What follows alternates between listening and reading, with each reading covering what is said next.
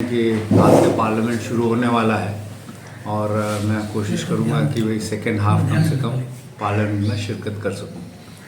तो आपको रिक्वेस्ट इसलिए किया गया था कि किशनगंज में जो आदरणीय राहुल गांधी जी का भारत जोड़ो न्याय यात्रा आया और जिस उत्साह से किशनगंज के लोग, जिसमें से किशनगंज के सभी प्रखंडों के अलग अलग कोनों से आए हुए लोग और साथ साथ पूर्णिया के भी 4 प्रखंड के लोग आए थे, लाखों की तादाद में भीड़।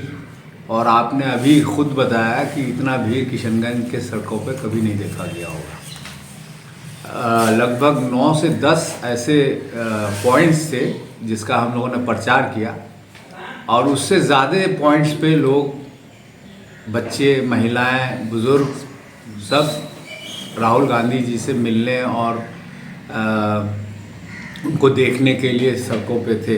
किशनगंज शहर की बात कर रहा हूँ मैं।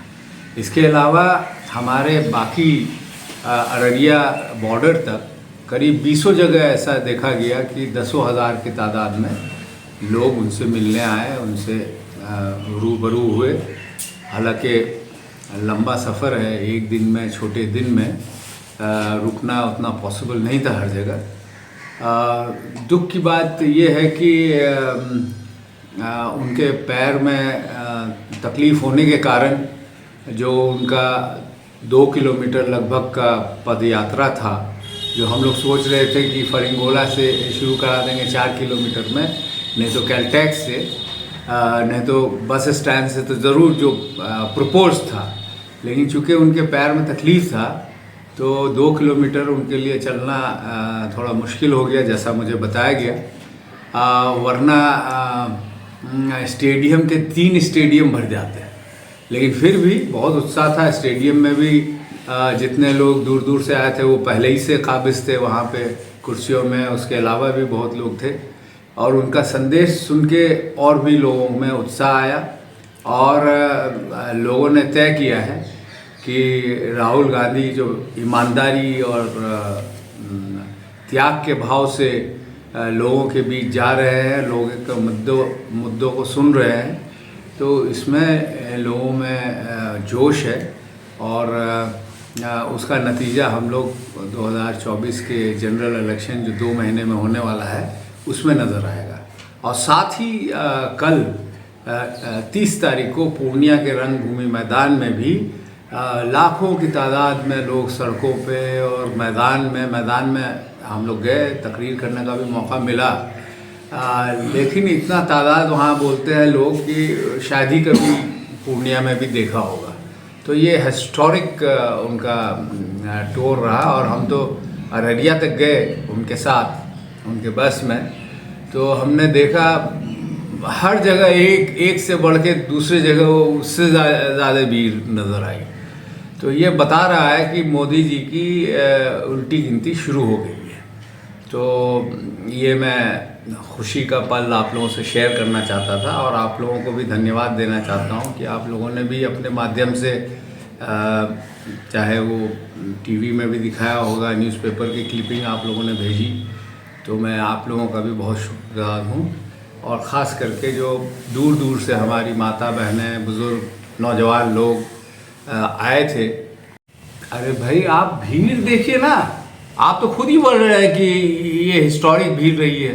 तो आखिर हर समाज के लोग होंगे। अगर आप स्क्रीनशॉट लीजिएगा तो हर तरह के लोग दिखेंगे। अगर आपके पहचान में होंगे तो आपके नेबर होंगे, आपके बगल वाले होंगे, हर तबके के लोग हैं, अमीर भी है, गरीब भी है, अलग अलग मजहबों के हैं, अलग अलग कास्ट के हैं, सब हिंदुस्तानी, बच्चे हैं, बूढ़े हैं। तो ये तो लोगों का मोहब्बत है, लोगों की उम्मीद है। लोग जानते हैं कि एक तरफ मोदी जी जो है मन की बात करते हैं, हमने अपनी तकरीर में कहा था किशनगंज में, और राहुल जी लोगों की मन की बात सुनते हैं। ये फ़र्क है। हमको तो वैसा नेता आदमी चाहिए ना, जो आवाम की दुख सुख सुने और उस पर मौका मिले तो अमल करे। उन्होंने अपने पदयात्रा में 1-1.5 साल पहले जो शुरू किया था उन्होंने, तो कर्नाटका में और तेलंगाना में जो जो सुना वहाँ सरकार लोगों ने बनाई कांग्रेस की, तो उसी पे अमल हुआ। जो ग्रेजुएट है उसको 3,000 रुपया महीना 2 महीने के लिए, डिप्लोमा होल्डर को 1,500 रुपया महीना 2 साल के लिए, फिर उसके बाद बिजली 200 यूनिट माफ़ करना, औरतों का बच्चियों का बस का फेयर माफ़ करना, और भी बड़ी योजनाएं हैं जो लोगों के तनाव को कमज़ोर करे। क्योंकि महंगाई इतनी बढ़ा दी मोदी जी ने अपने टैक्स कलेक्शन में, ताकि वो बढ़ जाए अपने पूंजीपति दोस्तों के लिए, तो बोझ आम आदमी पे बहुत ज़्यादा है। सर, आज से बजट सेशन है, कितनी उम्मीद आप जानते हैं सरकार से? इस सरकार से कोई उम्मीद नहीं। I have no expectation from this government. ये सिंबॉलिक कुछ लोगों को गुमराह करने के लिए कुछ इधर घटाएगी उधर बढ़ाएगी।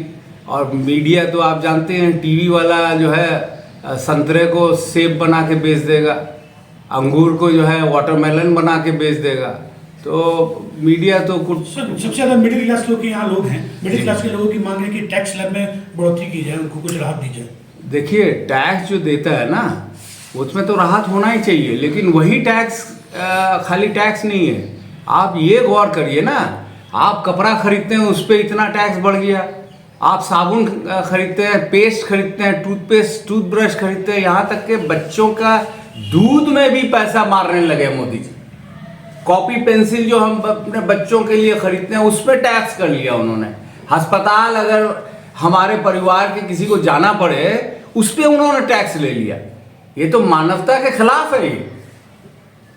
लेकिन मीडिया पे काबिज है लोग, तो अपना जो दिखाते हैं, लोगों का जहन बदलने की कोशिश करते हैं और कर रहे हैं।